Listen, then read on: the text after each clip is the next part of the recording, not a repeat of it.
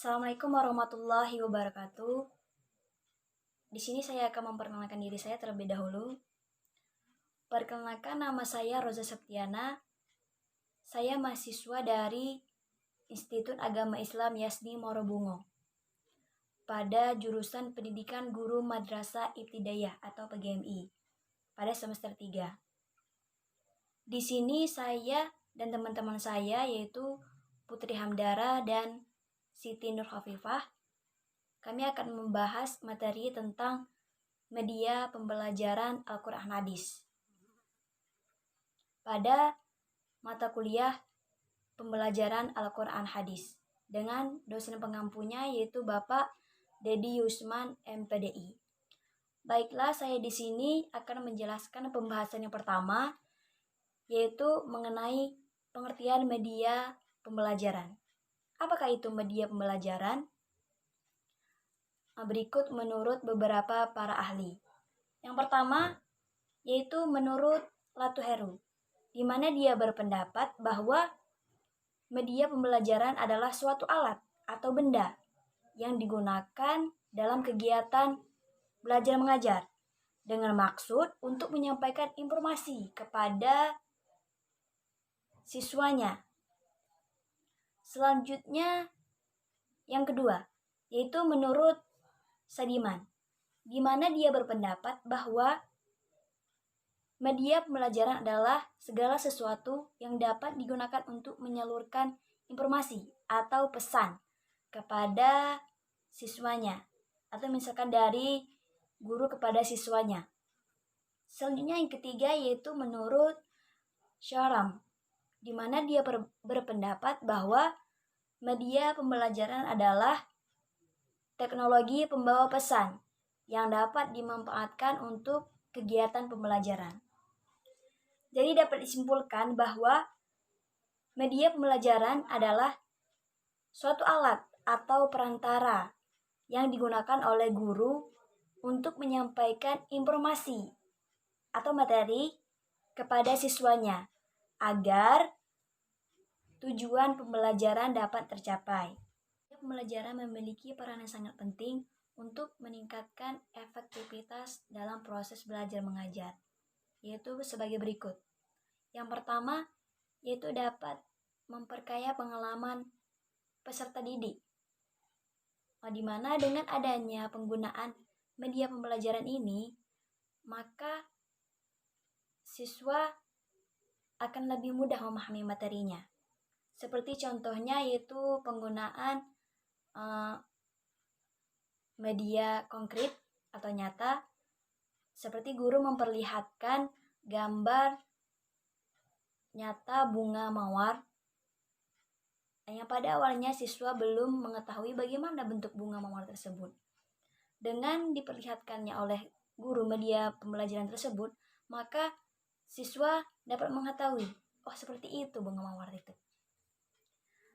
Yang ketiga yaitu dapat meningkatkan perhatian peserta didik. Seperti yang kita ketahui bahwa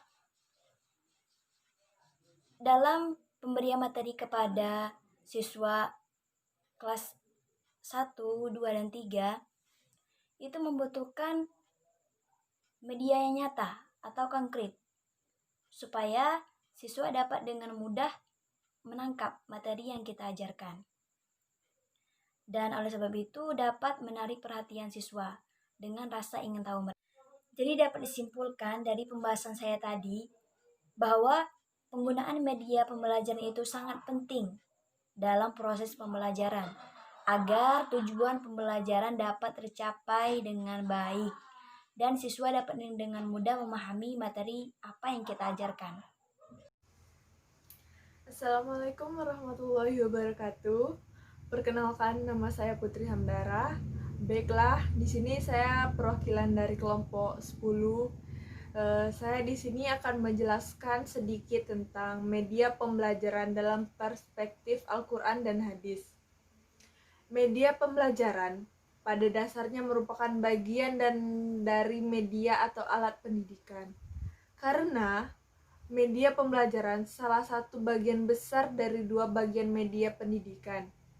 Media atau alat pendidikan meliputi dua macam, yaitu perbuatan pendidik atau biasa disebut software atau imaterial.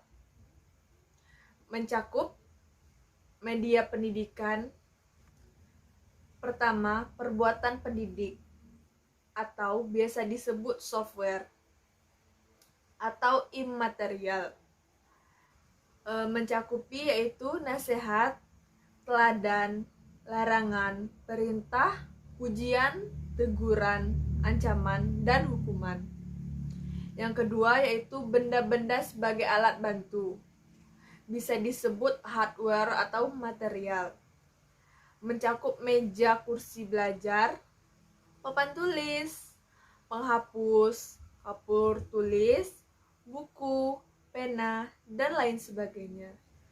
Penggunaan teknologi dalam pembelajaran pada masa sekarang atau pada masa modern ini tentunya mempunyai perbedaan dalam wujudnya. Pembelajaran berbasis teknologi dewasa ini sangat maju dan cukup variatif. Media dalam pembelajaran yang berbasis teknologi ini seperti televisi, DVD, film, komputer, dan lain sebagainya. Alat pendidikan yang bukan benda atau sering disebut dengan imaterial. Selain alat atau media berupa benda, terdapat pula alat atau media yang bukan berupa benda.